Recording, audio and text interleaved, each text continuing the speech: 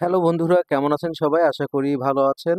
দীর্ঘদিন গ্রামের নির্মল প্রকৃতির হাওয়া বাতাস খেয়ে অবশেষে আমাকে আবারও ফিরতে হচ্ছে সেই যান্ত্রিক জীবনে। কেননা আপাতত এখনকার মতো গ্রামীণ জীবনকে ইতি টানছি। হয়তো আবারও পরবর্তীতে ফিরে আসবো।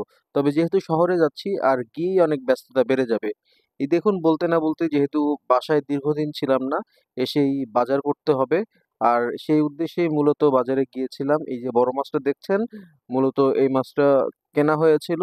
আর এই ফাঁকে বাবু আর বাবুর মা দেখার চেষ্টা করছিল। ইতিমধ্যেই তারা হাই দিয়ে দিয়েছে।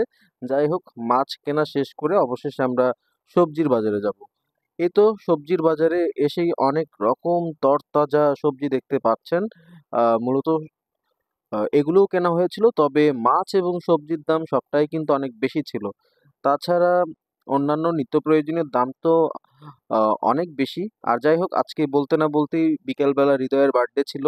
মূলত সন্ধ্যার ওদিকে হৃদয়ের সঙ্গে আমি দেখা করেছিলাম এবং বেশ ভালো সময় কাটিয়েছিলাম।